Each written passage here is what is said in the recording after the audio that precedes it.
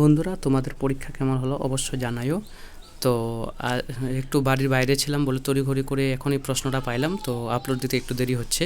তো যাই হোক, তোমরা প্রশ্নগুলো আনসারগুলো এখানে মিলিয়ে নিও, তাই না? প্রথমটা এখানে ল্যাবরেটরি স্কুলকে প্রতিষ্ঠা করার উত্তর হবে জন ডিউ। আচ্ছা, আমি প্রশ্নগুলো এবং আনসারগুলো দেখাচ্ছি, তোমরা চেষ্টা করো অ্যান্সারগুলো এখানে মিলিয়ে নেওয়া, ঠিক আছে? নেতিবাচক শিক্ষা হচ্ছে রুশো, 3-এরটা দেখো, তাই না? প্রচণ্ড বাইরে আছে তো মোবাইলে চার্জও নাই। তো এখানে 4-এর হবে বি অপশান, দেখে নিতে পারো তোমরা। 5-এর এ 1921। 6 রবীন্দ্রনাথ ঠাকুর। আলাদা আলাদা প্রশ্ন পেপারে আলাদা আলাদা থাকবে, কিন্তু তোমরা ওটা মেলাবে। 9 তালিম মহাত্মা গান্ধী, এটা দেখো আনসার। ভারত প্রতীক, আনসারগুলো শুধু বলছি রুশো, 9 নম্বরটা দেখতে পারো তোমরা।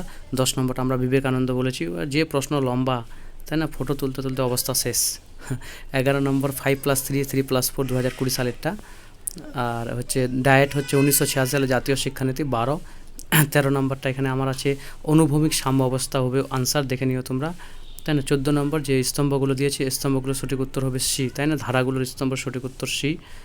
15 নম্বরটা দেখো 8 লক্ষ উত্তর হবে। 16 নম্বরটা প্রাথমিক শিক্ষা, তোমরা দেখো। 17 নম্বর 10+2+3 1964 সালের, এটা 1964 সালের। তারপরে হচ্ছে আমাদের 17 হয়ে গেল না? 18 নম্বর দেখো, 18 নম্বর হচ্ছে কোঠারি কমিশন ত্রিভাষা।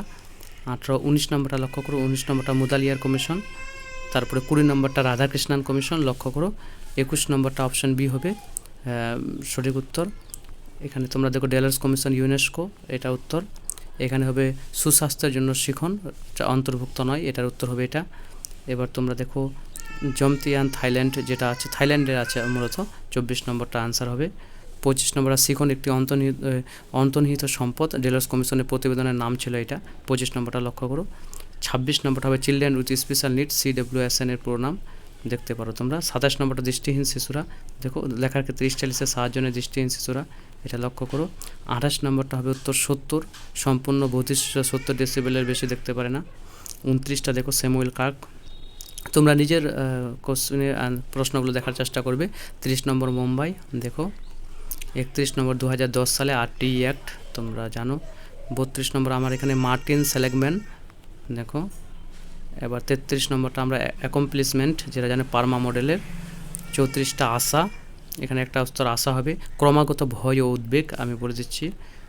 তারপরে এখানে দেখো এই যে এটা স্তম্ভ, ভাষা ও প্রক্রিয়াকরণের সমস্যা, গণিত সম্পর্কিত সমস্যা, অপশান বি হবে সঠিক উত্তর।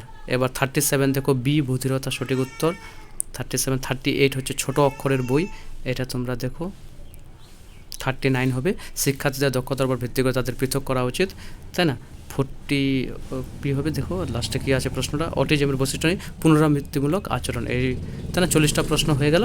তোমরা অবশ্যই কত কে পাইলে নিচে অবশ্যই আমাকে জানিও, ঠিক আছে? Thank you.